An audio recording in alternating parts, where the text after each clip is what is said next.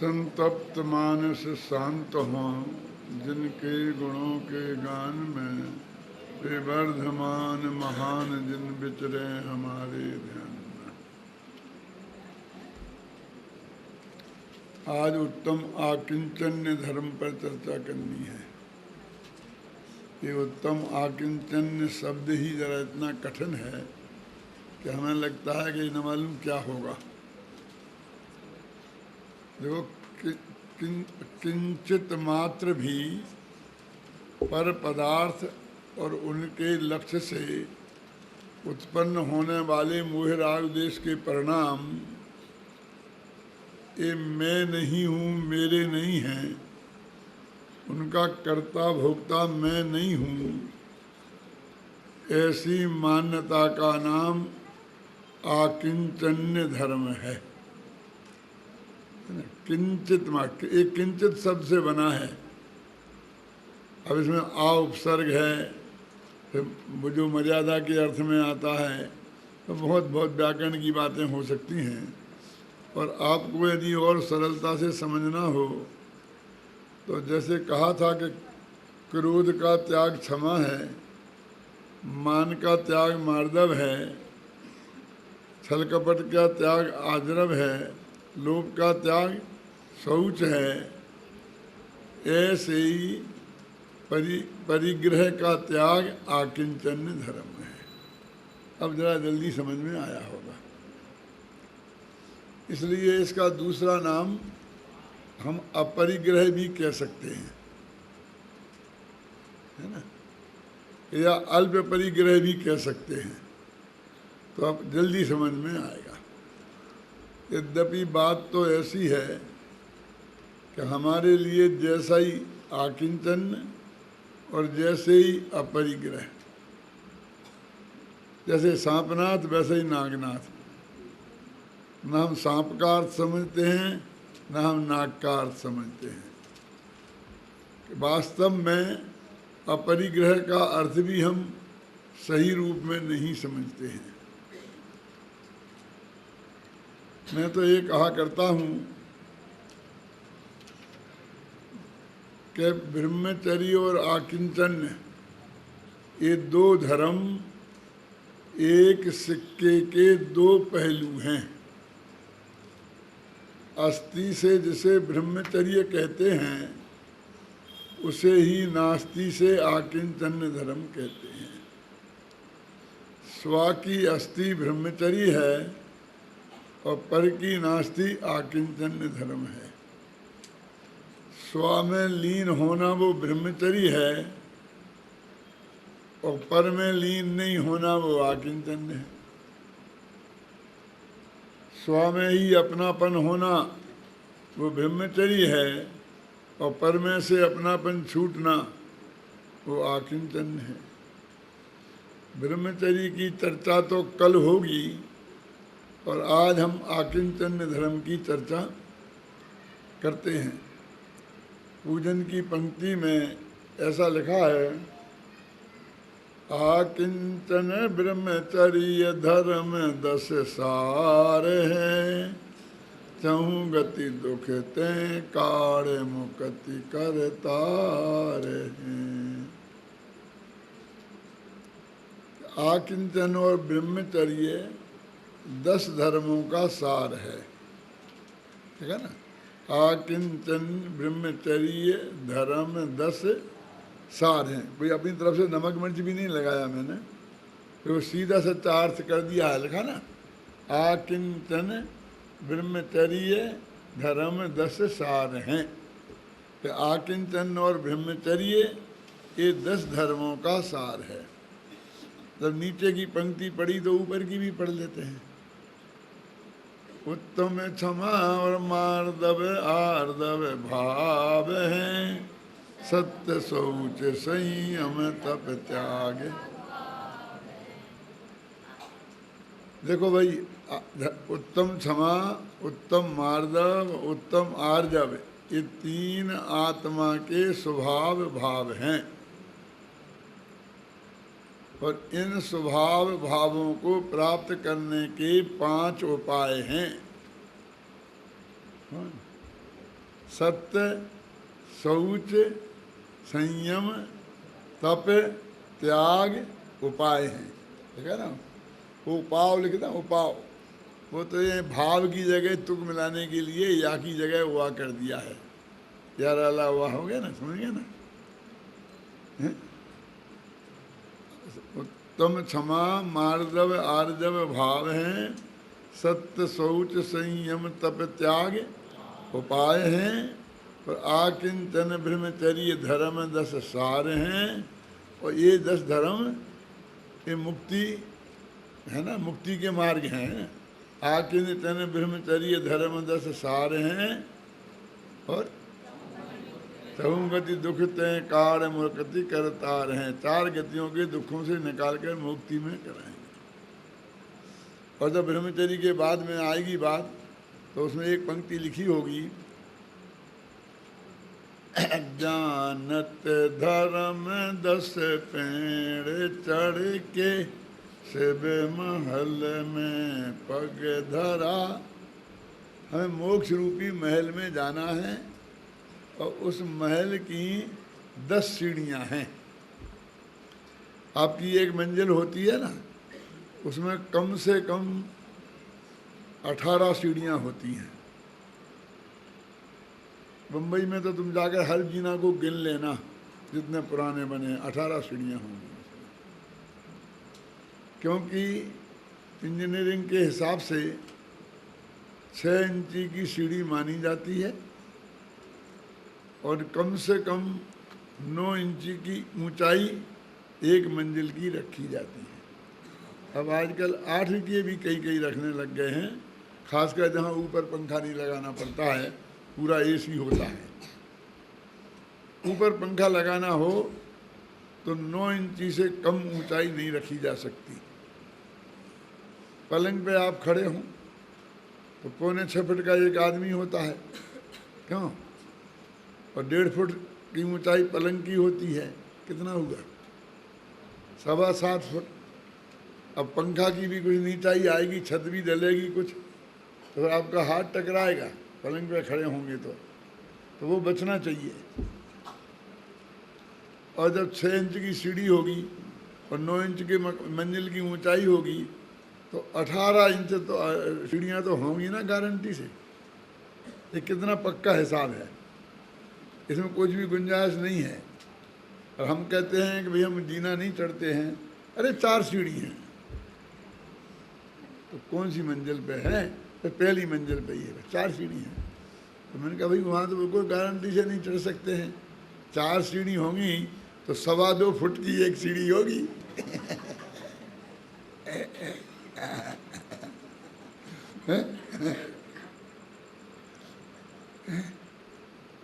क्या 6-7 होंगी, ये नहीं हो सकती। तो अब मैं आपसे बता रहा हूँ, ये मोक्ष का महल में 10 सीढ़ी हैं, ये तुम्हारी जैसी 4 नहीं है जी। वहाँ तो 18 की 4 बोलते हो तुम। हैं? यहाँ तो पक्की 10 है ना।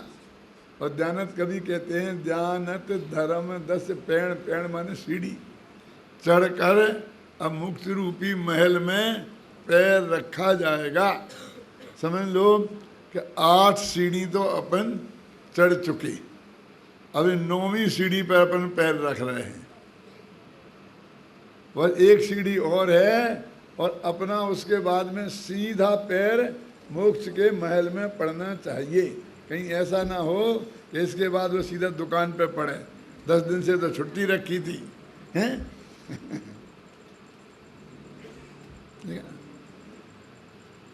तो इस दोहे में आकिंचन और ब्रह्मचर्य को 10 धर्मों का सार कहा है। और मैंने बताया कि ब्रह्मचर्य अस्थि से और आकिंचन नास्ति से दोनों एक ही बात कहते हैं। ब्रह्मचर्य की चर्चा कल होगी और आकिंचन की। अभी अपन ने पढ़ा था कि आकिंचन का विरोधी परिग्रह है, इसलिए फिर परिग्रह का हम विरोधी बनाएं तो अपरिग्रह होता ना। तो आकिंचन का नाम अपरिग्रह है। तो अभी परिग्रह को हमें पहले समझ लेना चाहिए कि जब उसका अभाव जो अपरिग्रह है तब वो हमारी समझ में आएगा ना। तो परिग्रह क्या है बोलो? तो पूजन की पंक्ति का ही सहारा लेते हैं। परिग्रह 24 भेद लिखा ना, क्लियर। परिग्रह के 24 भेद हैं, ये तो मालूम होंगे ना।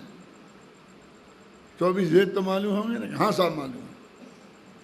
बताओ ऋषभदेव जी, अनाथ जी सब। अरे भैया ये तो तीर्थंकरों के नाम है भैया, हमने तो 24 के नाम पर यही सुने हैं। क्यों आज तक 24 के नाम पर हमने यही ऋषभदेव, अजित नाथ, संभवनाथ ही सुने हैं। क्यों? अरे तेरे को 24 परिग्रह के नाम नहीं आते हैं। अभी तो परिग्रह कितने प्रकार का होता, यदि मैं 1 मिनट पहले पूछता तो शायद आप नहीं बता पाते। अब तो उसमें बोल ही दिया है कि परिग्रह 24 भेद। अच्छा जाने दो, अब 24 भेद हैं और परिग्रह को हमें समझना है तो 24 नाम तो हमें याद होना चाहिए ना। तो होंगे ना सबको? मैं जानता हूँ आप लोग अभ्यासी हैं और बहुतों को होंगे, लेकिन बहुमत नहीं पता होने वालों का ही होगा। क्या मूलतः परिग्रह 2 प्रकार का है, एक अंतरंग और एक बहिरंग। समझे ना? अब जाने दो, जिनको पता है उनकी तो बात छोड़ो, जिन्हें पता नहीं है उनसे मैं एक बात कहना चाहता हूँ कि मैं उन परिग्रहों के नाम लेता हूँ और आपको सिर्फ हाँ और ना कहना है। अब तो बहुत सरल हो गया ना प्रश्न, लेकिन मैं झूठ भी बोल सकता हूँ तुम्हारी परीक्षा लेने के लिए। जैसे अभी अभी बोला ना कि ऋषभदेव, अजितनाथ, बस तुमको हाँ और ना कहना है, सोच समझ के कहना। पहले परिग्रह का नाम है मिथ्यात्व, ठीक है? अपने मन में ही जवाब दो, है ना? दूसरे परिग्रह का नाम है क्रोध, तीसरे परिग्रह का नाम है मान, चौथे परिग्रह का नाम है माया, 5वें परिग्रह का नाम है लोभ। क्यों हमें धोखा देते हो? ये तो कसाएं हैं और तुम इनको परिग्रह बताए जा रहे हो। क्यों? ये तो कसाएं हैं ना। क्रोध, मान, माया, लोभ तो कसाएं हैं और तुम परिग्रह कहते जा रहे हो। हमको इतना मूर्ख समझते हो? ये तो कसाएं हैं। लेकिन भाई कसायों का भी परिग्रह होता है, ये बात हमारे ख्याल में नहीं है। हम गंभीरता से सोचें कि जब भी क्रोध, मान, माया, लोभ की बात चलती है तो हमारे दिमाग में कसाएं आती हैं कि पाप आते हैं। अपने बालबोध पाठमाला में पाप वाला पाठ है ना, और ये कसाय वाला पाठ है। तो हमारा ध्यान में वो कसाय वाला पाठ आता है कि पाप वाला पाठ आता है। अब मैं फिर पूछता हूँ, घबराना नहीं, कि ये कसाएं हैं कि पाप हैं? तो अभी हाल तो कह रहे थे परिग्रह जो ये पाप है, अभी तो कसाय में बोल रहे हो। अरे भाई वो 5 पापों में एक परिग्रह नाम का पाप है ना? और 24 परिग्रहों में क्रोध, मान, माया और लोभ भी है, मिथ्यात्व भी है। अच्छा ये हैं। अब और आगे बढ़ते हैं। हास्य, ये भी परिग्रह है। कौन सा? 6वां। फिर रति, फिर अरति, फिर भय, फिर जुगुप्सा, फिर स्त्री वेद, पुरुष वेद, नपुंसक वेद, ये भी परिग्रह हैं। क्यों? ये अंतरंग परिग्रह हैं। अंतरंग माने असली। बाहर का जिसको तुम परिग्रह मान रहे वो तो बहिरंग है, वो तो व्यवहार परिग्रह है, वो तो नकली परिग्रह है। क्योंकि समय सार में लिखा है कि पर पदार्थों को आज तक इस आत्मा ने ग्रहण किया ही नहीं है, क्योंकि ये त्यागोपादान शून्यत्व शक्ति से युक्त है। तो पर का तो ग्रहण होता ही नहीं है। तो बाह्य परिग्रह तो पर है ना, स्त्री पुत्र मकान जायदाद, ये तो पर पदार्थ है ना, तो उनका तो ग्रहण आज तक हुआ ही नहीं है, तो वे परिग्रह कहाँ हुए? असली परिग्रह तो ये हैं, हमें समझते ही नहीं कि ये परिग्रह है। समझते भी हों, कदाचित सुन लिया हो, किताब पढ़ ली हो, विद्वानों के मुख से सुन लिया हो, पाठशाला में पढ़ लिया हो, तो कह दिया सबने कि हाँ हमें पता है, हमें पता है। हाथ उठवाएं तो हो सकता है बहुत लोगों के हाथ भी उठ जाते, लेकिन हम ये फीलिंग करते हैं अंदर से, जब हम खिलखिलाकर हंसते हैं तो हमें ऐसा लगता है कि हम कोई पाप कर रहे हैं। परिग्रह पाप है ना, और हास्य परिग्रह है, तो ऐसा हमें लगता है कि हम कोई पाप कर रहे हैं। फीलिंग होता है अंदर से, बोलो। जब कोई डर लगता है हमें,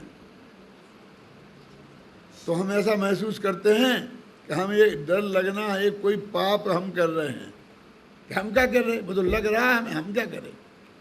लेकिन लग रहा सही, तुम कुछ नहीं करो, लेकिन ये पाप हो रहा है तुम्हारे जीवन में, ऐसा महसूस करते हो कि नहीं? यदि करते होते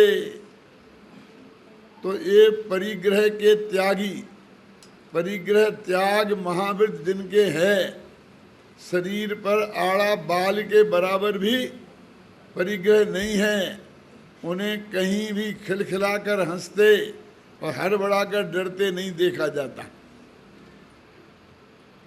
ये तो मैं आप गृहस्थों की बात कर रहा हूँ। उन संतों से भी जाकर पूछो कि जब उन्हें हंसी आती है तो उन्हें ऐसा लगता है कि मेरे जीवन में ये पाप भाव आ गया है और इसके कारण मैं पापी हूँ।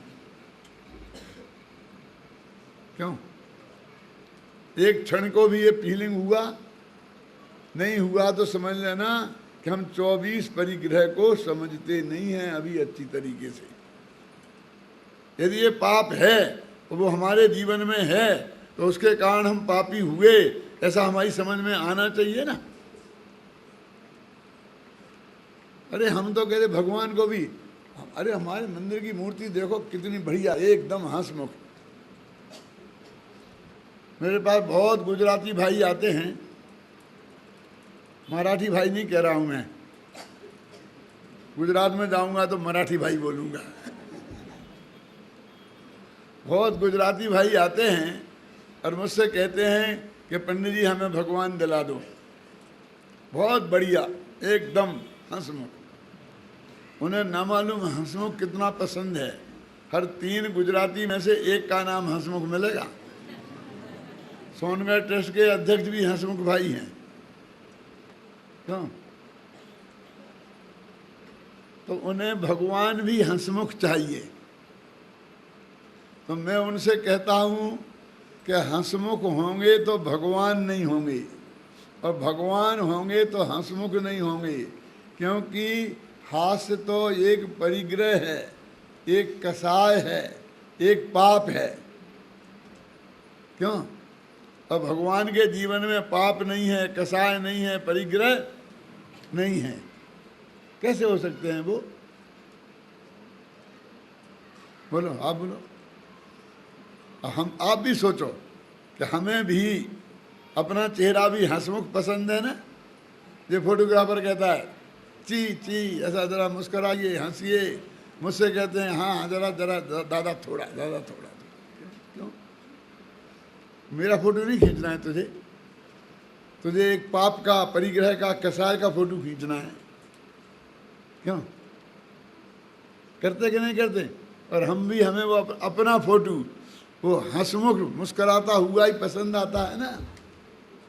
हम एक दूसरे की प्रशंसा करते हैं। वो तो एकदम ए-बन आदमी है, 24 घंटा मुस्कुराता ही रहता है, हंसता ही रहता है। वो ये समझ में नहीं आते हैं कि हमें गाली दे रहे हैं ये। अरे अपने यहाँ तो भगवान की मूर्ति के लिए लिखा है छवि बीतरागी शांत मुद्रा दृष्टि नासा पर धरे। हंसमुख कहाँ लिखा है? बीतरागी छवि। बीतराग का मतलब समझते हैं? जिसमें 25 कसाय में से कोई कसाय नहीं दिखाई दे। 13 प्रकार का राग, 12 प्रकार का द्वेष और मिथ्यात्व, कोई भी चिन्ह दिखाई नहीं दे, उस छवि का नाम क्या है? बीतरागी। छवि बीतरागी और शांत मुद्रा। शांति जानते किसे बोलते हैं? अशांति जानते किसे बोलते हैं? कि हम ये भी पढ़ाओगे आप हमें? अरे हमारे यहाँ 25 साल से मोक्ष मंडल चलता है, रोजीना क्लास चलती है। हमारी कौन सी जयंती होगी भैया? रजत जयंती हो गई है, हैं? लेकिन आप बोलिए बीतराग माने क्या? तो बीतराग माने मिथ्यात्व, राग और द्वेष, तीनों से रहित है ना। तो राग और द्वेष मिलाकर होती हैं 25 कसाएं। तो ये हास्य जो है एक कसाय है, तो बीतरागता कहाँ रही? भय एक कसाय है, तो बीतरागता कहाँ रही? तो हमने बीतरागी छवि का हमने अभी देखी कहाँ है? जब आपको भगवान की मूर्ति में ये कुछ ना दिखे, समझे ना, तब वो है। अपन यही तो बोलते हैं ना कि दो चीजें के छड़ाला में आती है पंक्ति, बनिता गदादि जुत चिन्ह चीन, लिखा ना कि जिन भगवान के बगल में उनकी पत्नी बैठी है और कोई हथियार है, चाहे वो गदा हो, गदादि लिखा ना, गदा हो, त्रिशूल हो, तो ये चिन्ह से चीने जाते हों। तो वो जो बनिता है वो 13 कसायों की सूचक है, राग की सूचक है ना, और राग है 13 कसाएं, और वो हथियार है बाकी की 12 कसायों का सूचक है। ये राग द्वेष के सूचक हैं, और हमारी छवि बीतरागी होती है। इसलिए हमारे कोई भी हथियार या हास्यादिक उनके चेहरे पर उनके नहीं होना चाहिए। और हथियार जानते हैं किसे बोलते हैं? क्या हम हथियार भी नहीं जानेंगे? तो बताओ, जानते हो तो। तलवार, बंदूक, बस के बस क्या? राइफल के बस के क्या? अणु बम, एटम बम। और आगे बढ़ो, और आगे बढ़ो, थोड़े पीछे हटो ना। क्या कहा था तुमने? तलवार से शुरू किया था ना। तो लाठी हथियार है क्या नहीं है? क्यों? लाठी हथियार है क्या नहीं? चलो, और लाठी भी नहीं है तो हम ऐसा मुक्का, ये हथियार है क्या नहीं है? बोलो।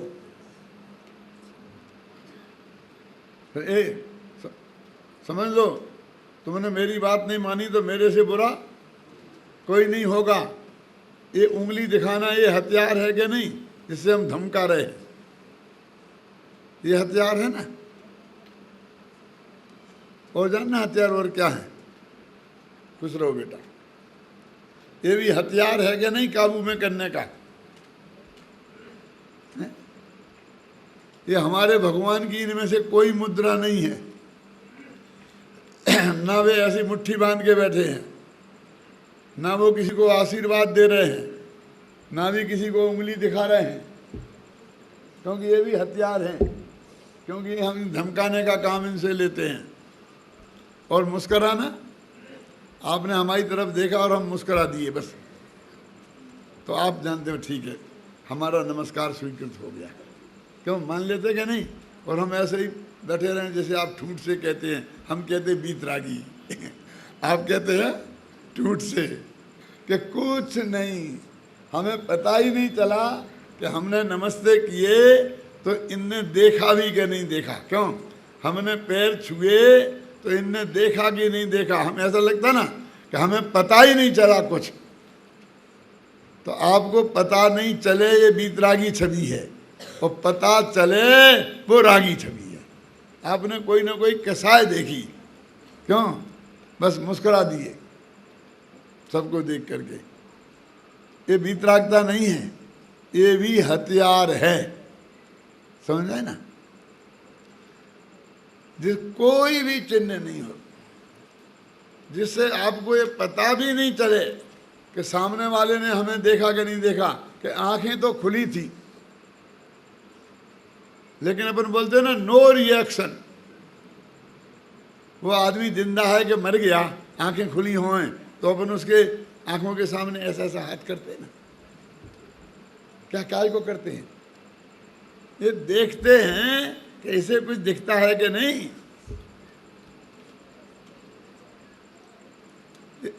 ये जो जड़ का चिन्ह है उसे आप वीतरागता का चिन्ह बता रहे हैं, क्यों? ये तो जड़ता का चिन्ह है। क्यों? कि वो उसे नहीं जाने, वो तो जड़ हो गया ना। तो कौन कह रहा नहीं जान रहा? वो तो लोकालोक को जान रहा है कि कोई एक्शन तो है ही नहीं। तो बोले कि एक्शन तो राग द्वेष की निशानी है, और राग द्वेष नहीं है, वीतरागता है, तो वहाँ एक्शन क्या होगा? बोलो। ये सब परिग्रह हैं भाई साहब। आपने कभी सोचा कि ये सब चीजें भी परिग्रह में आती होंगी? हैं? तो अंतरंग परिग्रह हैं 14। मिथ्यात्व, क्रोध, मान, माया, लोभ, रति, अरति, शोक, भय, जुगुप्सा, स्त्री भेद, पुरुष भेद, नपुंसक भेद। ये अंतरंग हैं 14 परिग्रह, और बाहर के हैं 10। और उसमें स्त्री पुत्र, उसमें धन धान्य, खेत वास्तु, ये सुवर्ण चांदी, ये ऐसी चीजें हैं। ये बाह्य परिग्रह हैं। ये ना अंतरंग परिग्रहों में और ना बाह्य परिग्रह में रुपये नाम का परिग्रह कहीं भी नहीं है। और ये परिग्रह का परिमाण लेते हैं ना दूसरी प्रतिमाधारी लोग, तो वे बस रुपये पैसे में ही लेते हैं। एक दूसरी प्रतिमाधारी ब्रह्मचारी जी से मैंने पूछा, एक काल्पनिक बातें नहीं है, नाम बताने से कोई फायदा नहीं है, क्योंकि मैं ऐसे प्रयोग करता रहता हूँ। तो मैंने पूछा, भाई साहब आपकी कौन सी प्रतिमा है कि दूसरी है? तो मैंने कहा आपने अणुवृत्त होंगे ना कि हाँ हैं, तो परिग्रह का परिमाण वृत्त तो आपने लिया ही होगा ना। अभी तो हम नाम सही नहीं जानते हैं, बोलते हैं कि बुद्ध अहिंसाणुवृत्त सुनना, और सत्याणुवृत्त, ठीक है, अचौर्याणुवृत्त, ब्रह्मचर्याणुवृत्त और परिग्रह परमाणानुवृत्त, ठीक है। नाम सही बोले मैंने सब? हैं? कहीं गलती की है? कहीं गलती की है? मैंने 5 मैंने नाम बोले तो कहीं गलती की है ना? अरे हाँ की है, क्यों घबरा रहे हो? परिग्रह परिमाण वृत्त है। परिमाण में अणु आ गया ना, समझ गया ना? अपन को 4 में अणु अणु लगाए ना, तो 5 में भी अणु लगा दिया। अणु नहीं है, परिग्रह परिमाण वृत्त। तो मैंने कहा आपने परिग्रह परिमाण वृत्त तो लिया होगा ना? बोलो क्या लिया इसमें? कि जो महाराज ने दिया था वो लिया। अरे वो तो लिया, लेकिन अभी तुम्हें याद तो होगा ना कि क्या दिया था महाराज ने और तुमने क्या लिया था? क्या हाँ हाँ हाँ मैंने 10,000 लिए। क्या लिए 10,000? 10,000 हाथी कि 10,000 घोड़े? क्या लिए 10,000? नहीं, 10,000 रुपये। 10,000 रुपये रखे और बाकी का त्याग, ऐसा मैंने परिग्रह परिमाण वृत्त लिया, ठीक है। तो भैया और क्या कि परिग्रह तो 24 होते हैं। मैंने कहा तो जब परिग्रह परमाणु वृत्त लोगे तो 24 ही का परिमाण करोगे ना, तो 24 बताओ, अकेले एक ही बता के रह गए। और 24 में तो इसका नाम ही नहीं है रुपया का, अभी तो 24 ही बाकी है। क्यों, समझ में आया आपकी कि नहीं आई? बोले हमें तो भाई यही दिया था, यही हमने ले लिया। अब 24 लिया जाता है तो आप 24 ले लेंगे, आप बताओ तो हम 24 ले लें, हमें क्या है। अच्छा ले लोगे क्या? ले लेंगे। तो मैंने कहा ये बताओ कि पहले 24 परिग्रहों का परिमाण किया जा सकता है क्या, लिया जा सकता है क्या? क्यों, क्या नहीं लिया जा सकता है? आदमी चाहे तो सब कुछ कर सकता है। मैंने कहा वो तो है ही, आदमी चाहे तो सब कुछ कर सकता है। ये व्यर्थ में ही मनीष परेशान करता है कि कोई कुछ नहीं कर सकता है। तो मैंने कहा पहला परिग्रह का नाम है मिथ्यात्व, ठीक है। अब उसका परिमाण करना है अपन को, तो लोग कितना रखें और कितना छोड़ें, यही है ना। परिमाण का मतलब यही है कि कुछ रख लेना और कुछ छोड़ देना, यही है ना। तो बोलो मिथ्यात्व को कितना रखें और कितना छोड़ें। मिथ्यात्व तो पूरे ही छोड़ने योग्य है, इसका तो परिमाण हो ही नहीं सकता। तो 24 का कैसे कर सकते हो? तुम तो कह रहे हैं हम सब कुछ कर सकते हैं। सोचना है, कर सकते हो सब कुछ, कितना रखना और कितना छोड़ना। अच्छा जाने दो, जिसने अणुवृत्त लिए हैं उसके मिथ्यात्व तो है, क्योंकि शास्त्र कहते हैं कि मिथ्या दृष्टि के अणुवृत्त होते ही नहीं। क्यों? अणुवृत्त तो होते हैं 5वें गुणस्थान में, और मिथ्यात्व तो पहला गुणस्थान है, तो चौथे में ही नहीं होता, तो 5वें में कैसे होगा? तो है ही नहीं, तो कैसे परिमाण करोगे? तो उसका तो परिमाण होता ही नहीं है।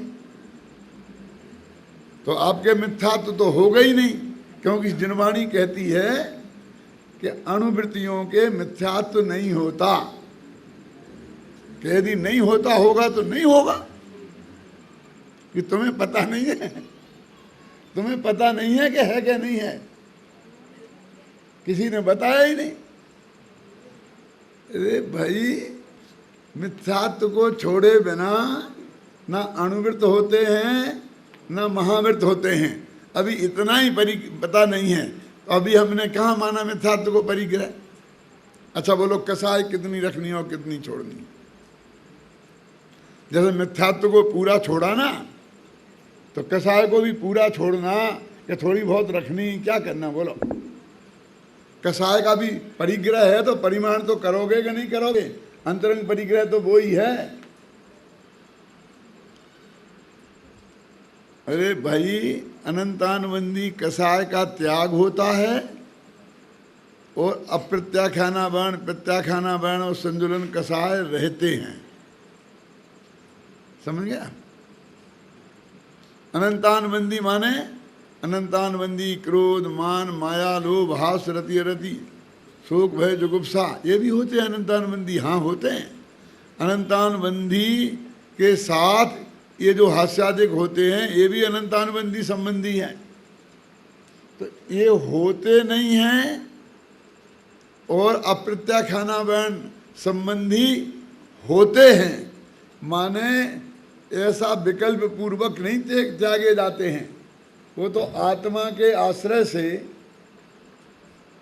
जैसे मिथ्यात्व गया था वो अनंतानुबंधी गए थे, ऐसे ही अप्रत्याख्याना वर्ण संबंधी क्रोध, मान, माया, लोभ और हास्यादिक भी चले जाते हैं। एक 13 कसायों के मामले में है। तो अभी किसी को पता ही नहीं अणुवृत्तियों को कि भाई ये अंतरंग परिग्रह के बारे में क्या पोजीशन होती है और क्या पोजीशन होना चाहिए। और बहिरंग परिग्रह में भी कितने मकान रखे भैया तुमने, कितने बर्तन रखे, कितनी गायें रखी, कितने भैंसें रखी, कितने खेत रखे, क्या क्या बातें कर रहे। ये बातें उनसे करो तो उन्हें अपन पागल से दिखते हैं।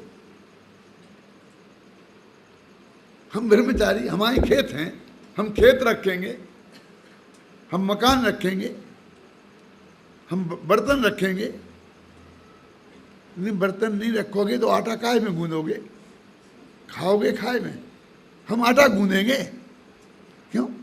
आटा नहीं गूंदोगे तो खाओगे कैसे? वो उनकी समझ में ही नहीं आता है कि हमारी दूसरी प्रतिमा है, दूसरी प्रतिमा वालों को न केवल बनाकर बल्कि कमा के खाना चाहिए। कब तक? कहाँ तक? आरंभ त्याग प्रतिमा तक, 8वीं तक। 7वीं प्रतिमा में ब्रह्मचर्य हो जाए तब तक स्वयं कमाकर बनाकर खाना, ये शास्त्र में है। लेकिन वो तो कोई भी प्रतिमा मृतमा नहीं ली, कोरा ब्रह्मचर्य ले लिया, चदरा ओढ़ा, और वो अपने को साधु समझता है। और जब उपदेश भी देता है तो उसकी भाषा ऐसा निकलती है, तुम गृहस्थों को ऐसा करना चाहिए, तुम गृहस्थों को श्रावकों की ये ड्यूटी है। मैं कहा महाराज आप कौन हैं, श्रावक है कि मुनि? धर्म तो 2 ही होते हैं कि नहीं? कौन कौन सा? एक गृहस्थ धर्म और एक मुनि धर्म। तो मुनि तो आप हैं नहीं, तो कौन हुए फिर? गृहस्थ भी नहीं है और मुनि भी नहीं है, तो फिर क्या हुए, क्या है? तो गृहस्थ है ना, समझ में आई ना? अरे भाई, महावृत्तियों का भार अणुवृत्तियों को उठाना था। अणुवृत्ति और महावृत्ति कितना शुद्ध भोजन करते हैं, जितना महावृत्ति उतना ही अणुवृत्ति, और जितना अणुवृत्ति उतना ही महावृत्ति। तो अणुवृत्ति आहार देते हैं और महावृत्ति लेते हैं, तो इसलिए वे अनुद्दिष्ट आहार के बिना उनके उद्देश्य से नहीं बनाए तो उतना शुद्ध आहार बनता है। ये भक्षा भक्ष खाने वाले, आलू जमी गंद खाने वाले, दिन रात में खाने वाले, इनके घर में ऐसा भोजन कहाँ बनेगा कि महाराज को लिए नहीं बनाए और उनको दे दें। अणुवृत्ति होने थे आहार देने वाले, महावृत्ति होने थे लेने वाले, अब वे दोनों ही लेने वाले बन गए। क्या? अब देने वाले कौन रहे? क्यों? अब देने वाले रह गए अब वृत्ति, और सम्य दृष्टियों के ग्रुप वाले, सम्य दृष्टि भी उधर ही खिसक गए। वे अपने को महान मानने लग गए हैं, वे भी अपने को नीचे को देखते ही नहीं हैं, वे भी भगवान जैसा पूजना चाहते हैं। यदि वैसे नहीं पूजा तो कह देंगे हम तीर्थंकर होने वाले हैं। किसी ना किसी तरकीब से पूजना चाहते हैं ना, तो अब कौन देंगे? मिथ्या दृष्टि। तो विरोध कौन करेगा? ये बताओ कि जब वेद देंगे तो विरोध कौन करेगा? अरे मुनिराज थे वनवासी और अणुवृत्ति महावृत्ति थे वनवासी, अणुवृत्ति थे गृहवासी, दोनों ही मिलकर धर्मपालावासी हो गए हैं, धर्मशालावासी हो गए हैं। ना वनवासी वनवासी रहे और ना गृहवासी गृहवासी रहे।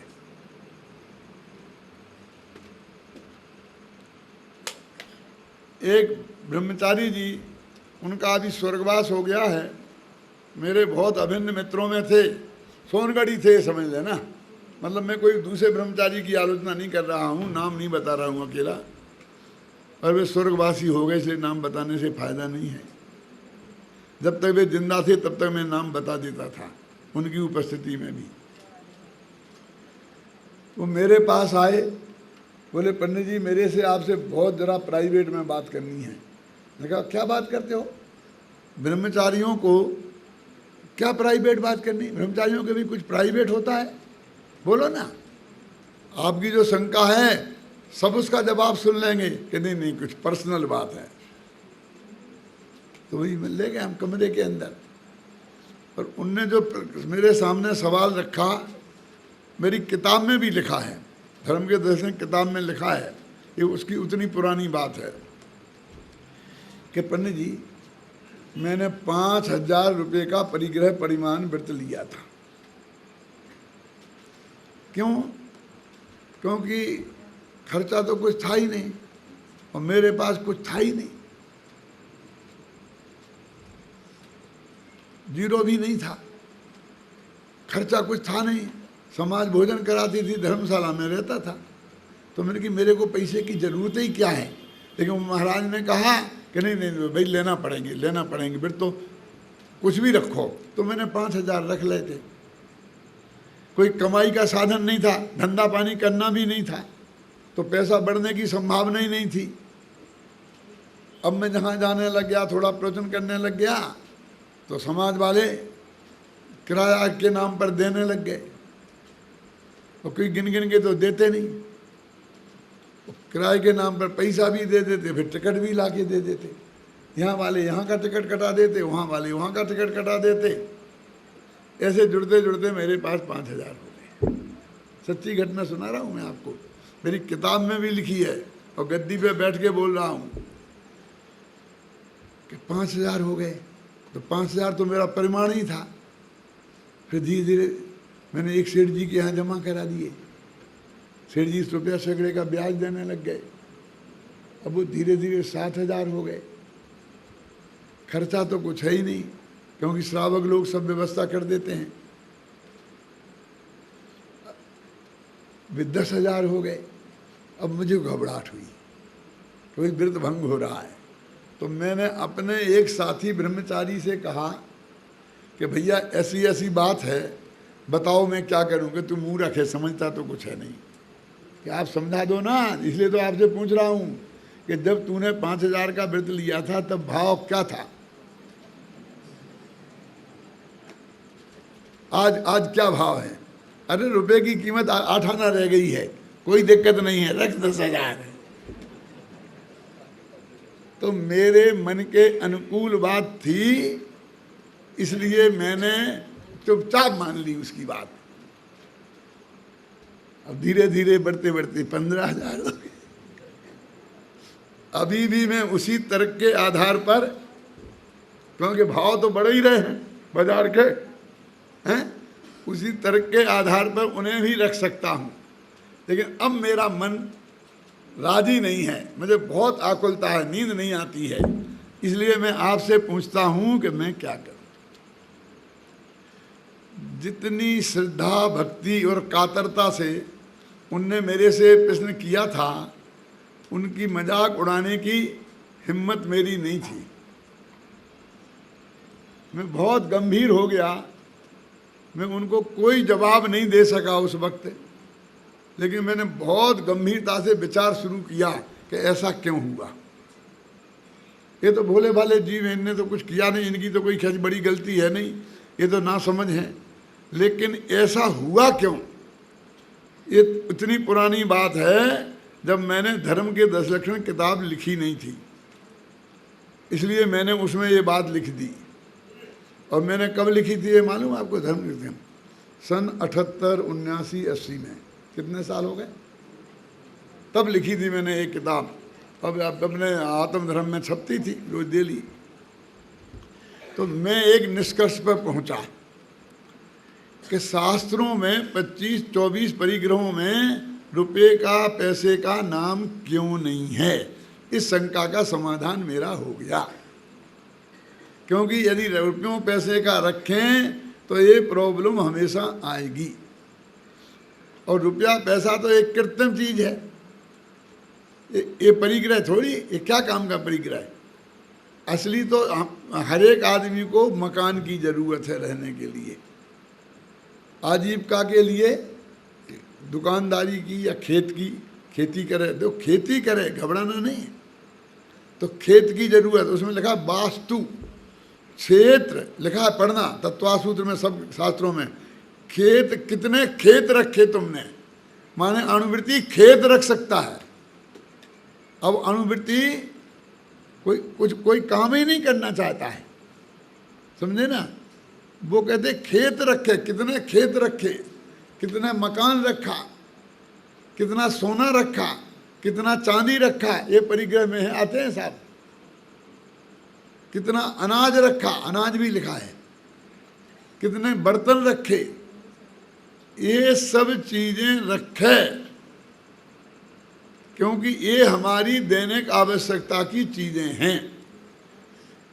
अब ये रखेगा और रुपयों में रखेगा, तो आज जो मकान 5,000 का है 3 साल में 50,000 का हो जाएगा। तो फिर क्या करेगा वो? फिर वो 10वें हिस्से में तो रह नहीं सकता। उस बेचारे ने एक कमरा रखा, क्यों? और अब वो तो 1 करोड़ का हो गया मुंबई में। तो वो कहते हैं रुपये नहीं रखते, वे अपनी उन वस्तुओं को रखते हैं।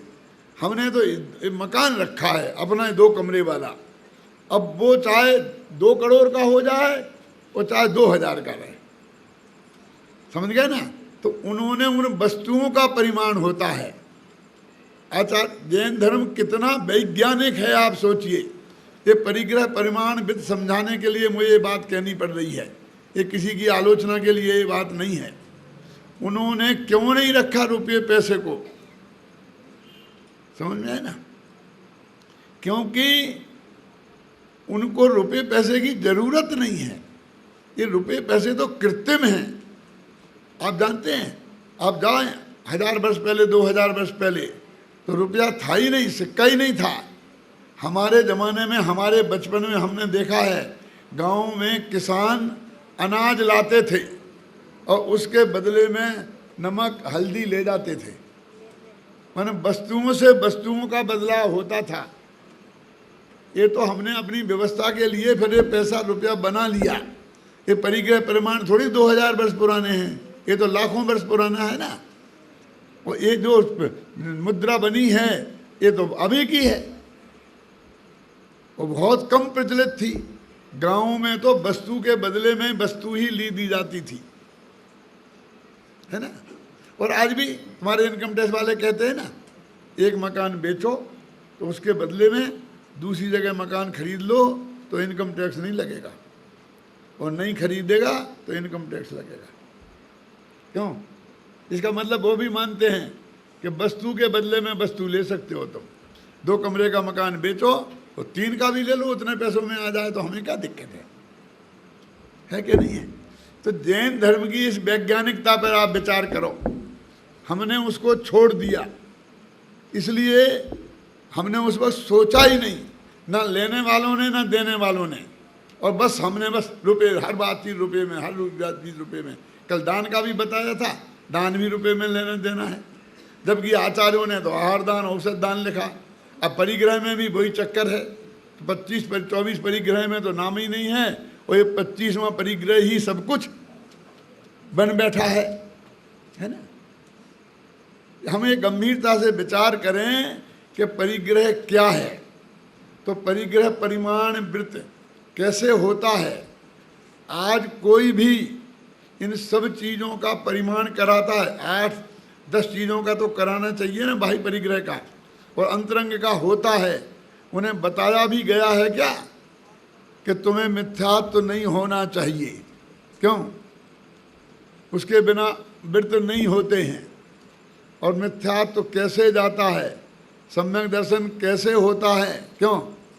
इसकी चर्चा ही नहीं है।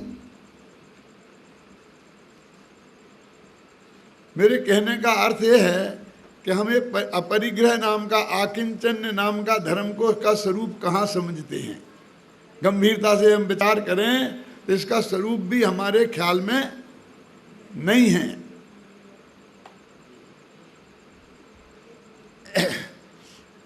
जैसे हम गृहस्थ लोग हैं ना, तो गवर्नमेंट ने कितने कानून बना दिए। अब हमारे वकील हमको ये सिखाते हैं कि इनकम टैक्स कैसे बचाना। क्यों? तो वो कहते हैं भैया तुम 4 फाइलें बना लो, एक अपने नाम की, एक पत्नी के नाम की, एक बच्चे के नाम की, एक बच्ची की नाम की। कि बच्चे बच्ची तो है ही नहीं, तो हो जाएंगे।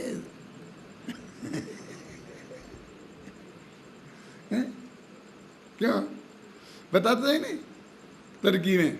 यानी हम पति पत्नी एक आराम से प्रेम से रहते थे और ये जबरदस्ती हमारी डबल फाइलें करा के हमें न्यारा कर दिया, हमारी संपत्ति का बंटवारा कर दिया। क्यों? बांट दिया हमें कई हिस्सों में कि कितनी संपत्ति हमारी है, कितनी संपत्ति हमारी नहीं है। अब आपने ये सुना होगा कि चक्रवर्ती, तीर्थंकर, ये बड़े जो महापुरुष होते हैं इनके अणुव्रत नहीं होते। नहीं सुना? कैसा? हमने तो पूजा पढ़ी थी और उस पूजा में लिखा था, भाई जब अष्टम वार्ष कुमार धरे अणुव्रत महासुख कार्य, पढ़ा था ना? और आप कह रहे अणुव्रत नहीं होते तीर्थंकरों के? हाँ, हम कह रहे हैं नहीं होते। अरे बहुत स्थूल कथन है वो, तो उनका अणुव्रतों जैसा आचरण होता है इसलिए उनने व्यवहार से लिख दिया है। करुणानियोग देखो, शास्त्रों को गहराई में जाओ तो उसमें क्लियर मिलेगा कि उनके अणुव्रत नहीं होते, महाव्रत होते हैं और हो भी नहीं सकते। तर्क और युक्ति से सिद्ध कर सकता हूं मैं। बोलो कैसे? शांतिनाथ चक्रवर्ती थे, अब उन्हें अणुव्रत लेना है। अब 96,000 पत्नियां थी, कितनी रखें और कितनी त्यागें? बोलो कितनी त्यागें, कितनी रखें और कितनी त्यागें? हैं? अरे भाई, चेतन परिग्रह में पत्नी में ऐसा नहीं होता कि मैंने 96,000 में से 32,000 त्यागी और 64,000 रख ली, ऐसा नहीं होता। या तो छोड़ो तो सबको छोड़ो और या रखो तो सबको रखो। बंटवारा कैसे करोगे? किनको रखना और किनको नहीं रखना? अब वे कहे कि मैं 96,000 से ज़्यादा नहीं करूँगा शादी, तो हंसेंगे लोग कि परिग्रह परमाण रहते हैं। क्यों? 6 खंड की विभूति है तो वो लोग क्या करें? 3 खंड छोड़ दें, 1 खंड रख दें और छोड़ दें? नहीं हो सकता। या तो 6 ही खंड छोड़ो और या 6 ही रखो। समझ गए आप? कैसे होगा? मनमोहन सिंह कहें कि मेरे से पूरे हिंदुस्तान का काम नहीं संभलता, तो मैं तो उत्तर भारत का प्रधानमंत्री रहूँगा, दक्षिण भारत का दूसरा बना दो, चलेगा? कि देना हो तो चुपचाप इस्तीफा दे दो और नहीं तो रहोगे तो पूरे भारत के, क्योंकि भारत के संविधान में एक ही प्रधानमंत्री होता है, 2 नहीं होते। समझ गए आप? तो ये तो साधारण लोगों की बातें हैं। प्रमाण करें, छोटे रखें, ज़्यादा रखें, कम रखें, ये महापुरुषों के साथ नहीं हो सकता। और फिर वे इतने उग्र पुरुषार्थी होते हैं, ये किस्तों में कौन देता है पैसा? क्यों? अब आपके पास इतना अपार पैसा है, 1 नंबर में भी और 2 नंबर में भी। अब आप किसी के पास फ्लैट बुक कराने जाओ, क्यों? तो वो कैसा बैंक से कर्जा मिल जाएगा और किस्तों में दे देना। अरे भैया, पैसा ठिकाने लगाने के लिए तो मैं मकान खरीद रहा हूँ, मेरे पास तो बहुत बड़ा मकान है, रहने की तो मुझे ज़रूरत ही नहीं है, मैं काहे को कर्जा लूँगा? मैं तो कर्जा देने वालों में से हूँ। मुझे तू ये बता कि पैसा इन्वेस्टमेंट कहाँ कहाँ किया जा सकता है? क्यों? मुझे पैसा लेना नहीं है, तो एक किस्तों में लेना है। अणुव्रत धारण करना धर्म।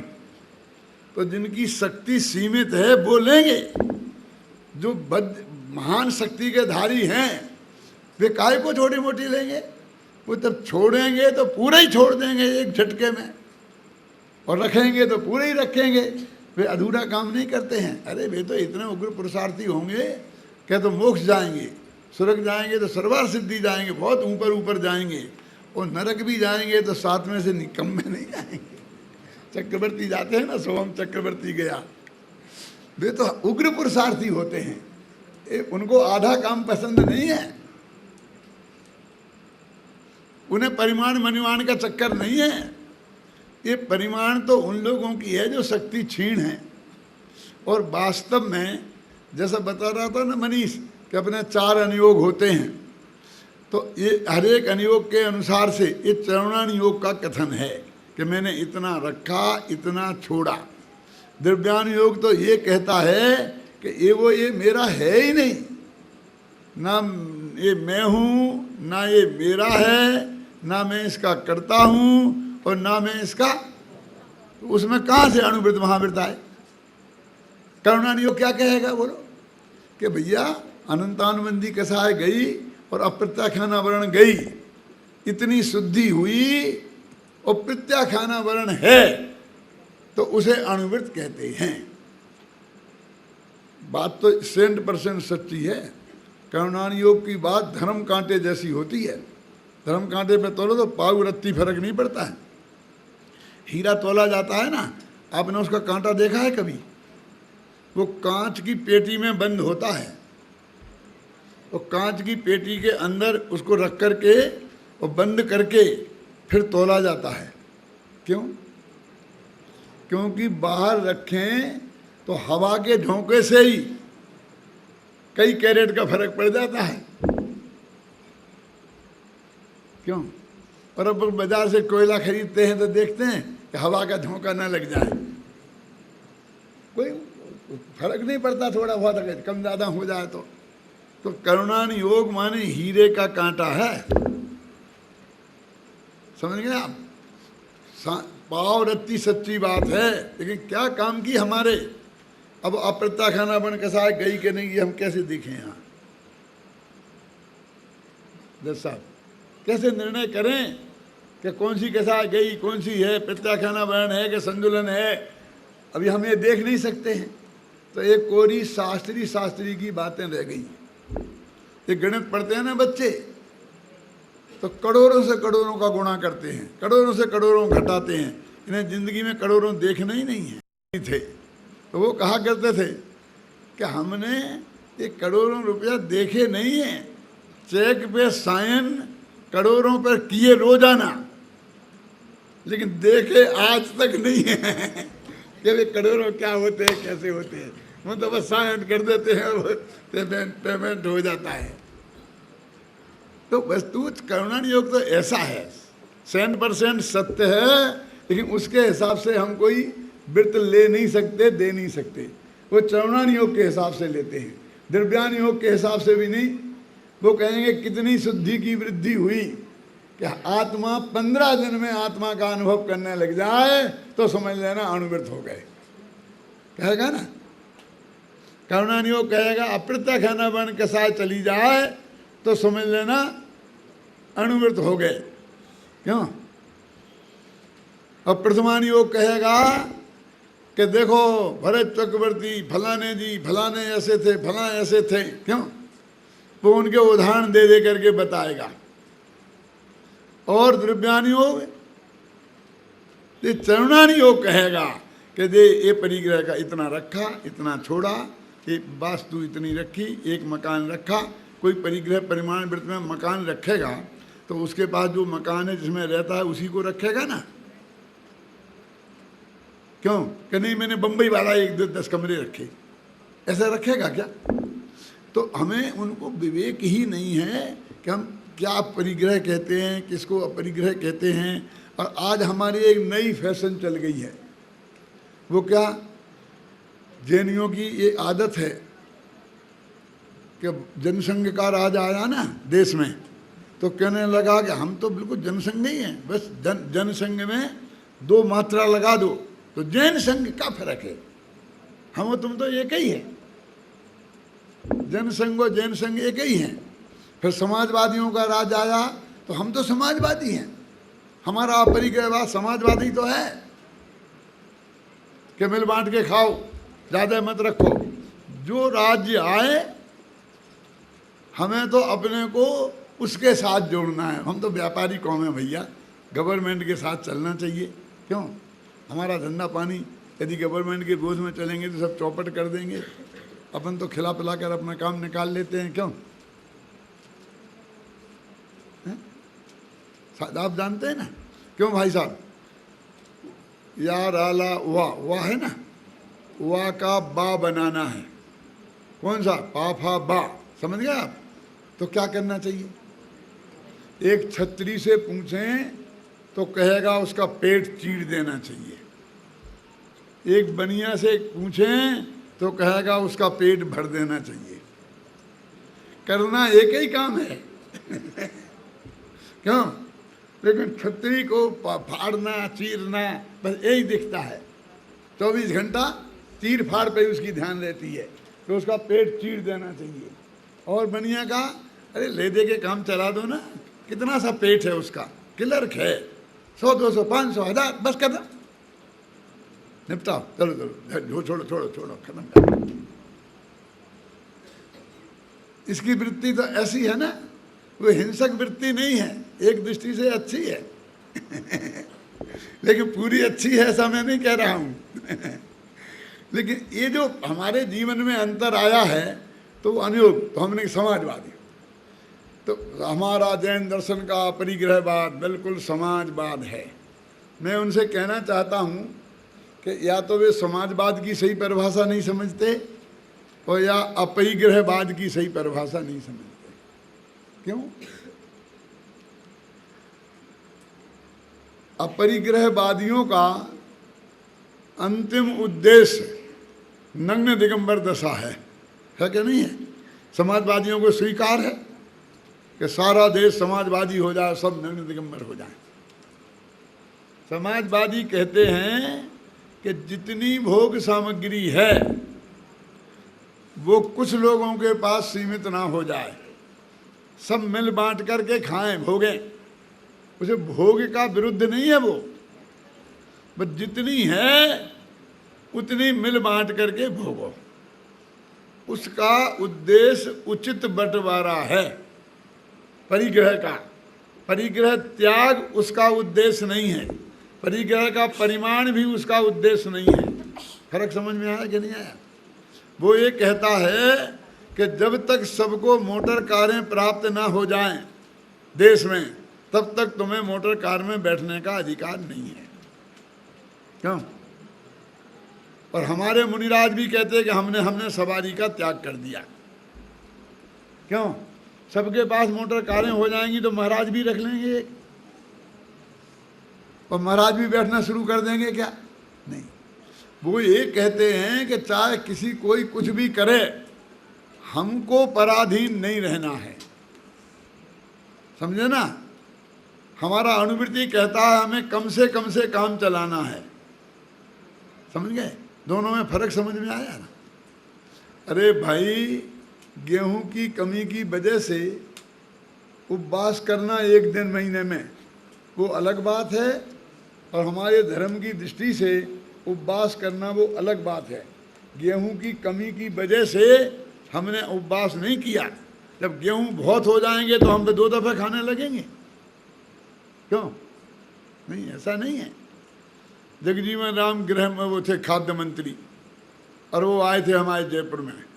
जयपुर में ऐसा भाग्य है कि जैन समाज के प्लेटफार्म पर कोई भी मिनिस्टर क्यों नहीं आए, चाहे प्रधानमंत्री आए, चाहे कोई आए, मोरारजी देसाई जब प्रधानमंत्री थे तब वे भी आए थे। तो जैन समाज में जब फंक्शन होता है और मैं जयपुर में होता हूँ तो मुझे अवश्य बुलाते हैं और वक्ता के रूप में अवश्य रखते हैं, चाहे वो दिगंबर बुलाएं, चाहे श्वेतांबर हों, चाहे थानकवादी कोई हों। ऐसा बीतराग भाव हमारे जयपुर में है, शांति है, सारे देश में कहीं नहीं है। और तो वो जगजीवन आए थे, मैं भी था उस सभा में। तो उपवास वालों का सम्मान हो रहा था जगजीवन राम के हाथ से। समझ? सही घटना बता रहा हूं मैं।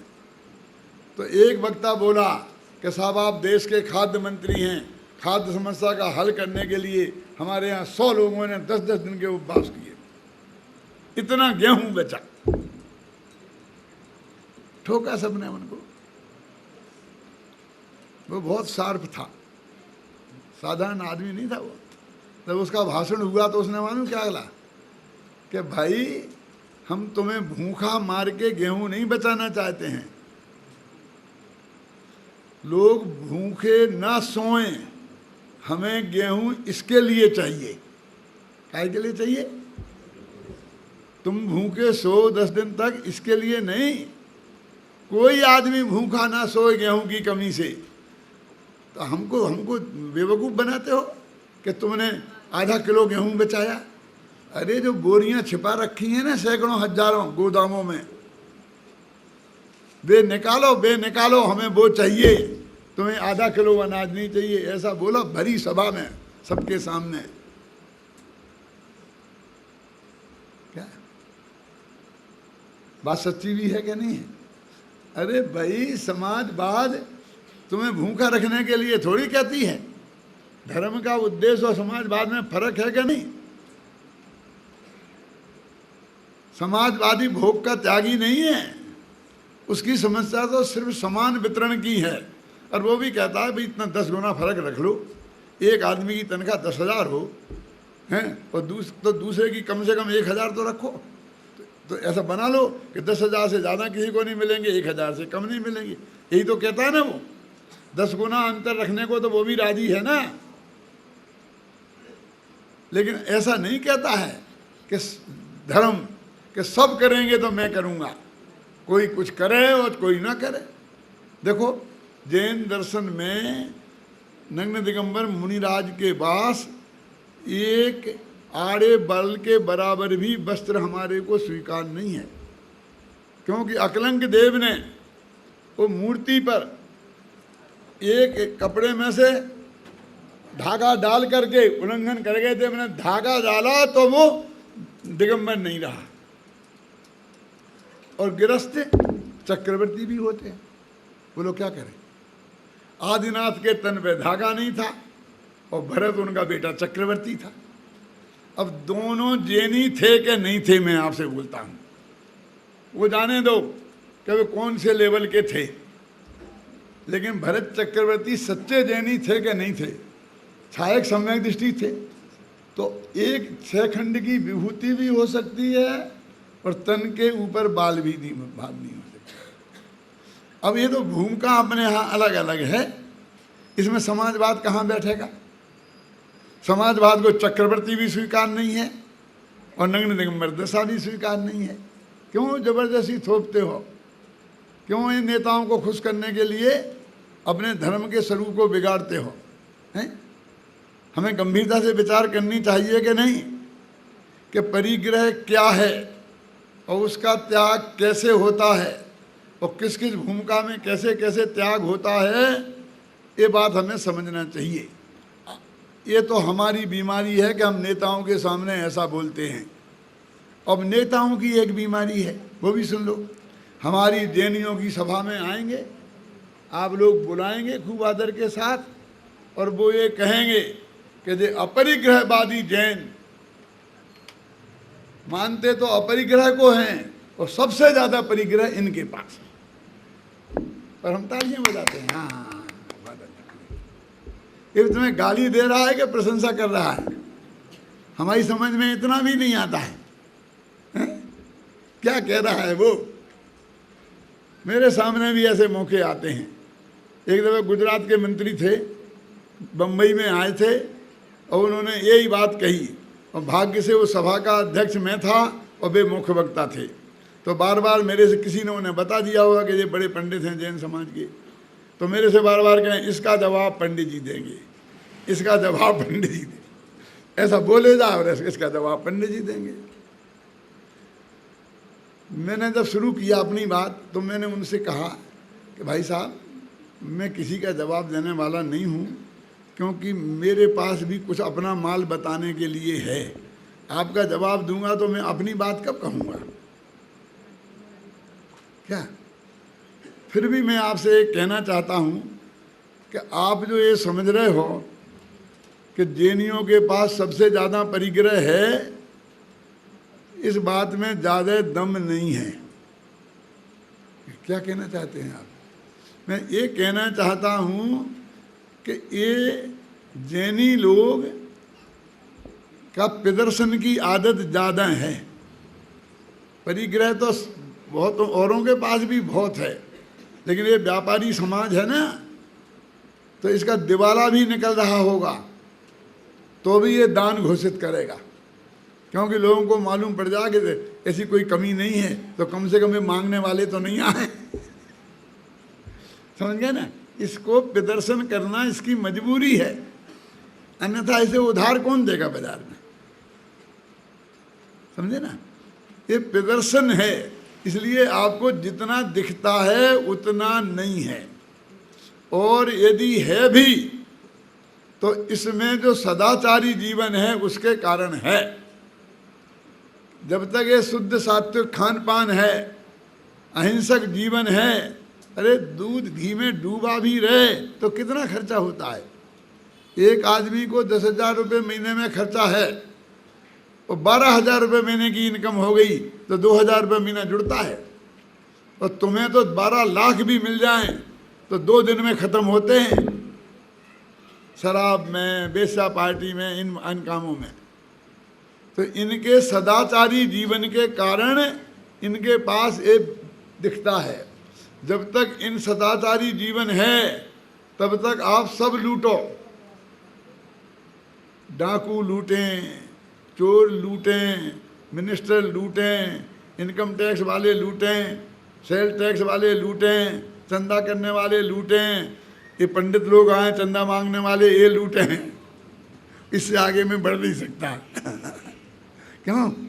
चारों तरफ से लूटने वाले लगे रहें तो भी ये सड़क पे आने वाले नहीं हैं, क्योंकि उनका जीवन सदाचारी है, सात्विक है। जब तक ये है इनके जीवन में तब तक कोई दुनिया की ताकत इनको भिखारी नहीं बना सकती।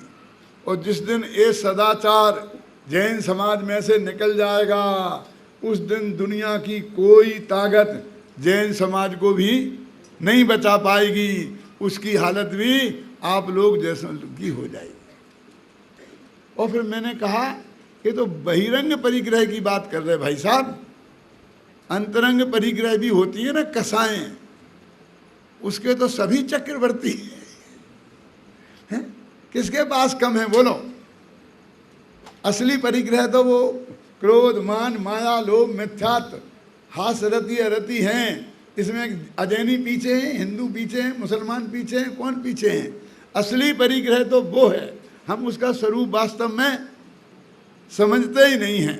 तो वास्तव में इस परिग्रह का स्वरूप हम गहराई से समझें और परिग्रह को पूरा नहीं त्याग सकें तो उसे मर्यादित अवश्य करें। हम यहाँ भी ऐसा नहीं करें जैसे कि हम गवर्नमेंट से बचने के लिए ये वकील लोग हमें रास्ता बताते हैं कि है हमारा, तो नौकर के नाम ज़मीन खरीद दी, फलाने के नाम कर दी, बेनामी ले ली। हमने कितने रास्ते निकाले हैं। ऐसे ही हमने धर्म के क्षेत्र में भी शुरू कर दिया। जिन महाराज की पत्ती के बिना एक ईंट नहीं लगती, जिन महाराज की मर्जी के बिना गाड़ी एक कदम नहीं चलती। अब ये कहते मेरा तो कुछ नहीं है, ये तो सब गृहस्थों का है, मैंने क्या किया? तो ये कोई इनकम टैक्स वालों को धोखा देने जैसे धोखा है? अरे भाई हमारा उसमें इन्वॉल्वमेंट है तो हम परिग्रही हो गए। हमें किसी से कानूनी बचना है, अपने मन से पूछो कि हमारा इसके अंदर में अपनत्व का भाव है कि नहीं, ममत्व का भाव है कि नहीं, कर्तृत्व का भाव है कि नहीं, भोक्तृत्व का भाव है कि नहीं। ये तो अपनी मन की साक्षी से लेना है। ये किसी दूसरे की अदालत में हमको सिद्ध नहीं करना है कि मेरा है कि नहीं है। कौन जा रहा तुम्हारे विरुद्ध अदालत में कि जो ये सिद्ध कहे कि तुम्हारा है, इनका नहीं है? कोई ने आज तक किया चैलेंज? कोई करना चाहेगा तो है किसी की हिम्मत? उसे जिंदा नहीं रहना है। अरे कोई समस्या ही नहीं है, कोई सामने चैलेंज ही नहीं है। हमारा मन का चैलेंज है। यदि हमें स्वयं धर्म करना है तो वस्तु का सही स्वरूप समझकर अपने जीवन में उसे अपना कर हम अनंत सुखी हों। इस मंगल भावना के साथ मैं अभी की बात समाप्त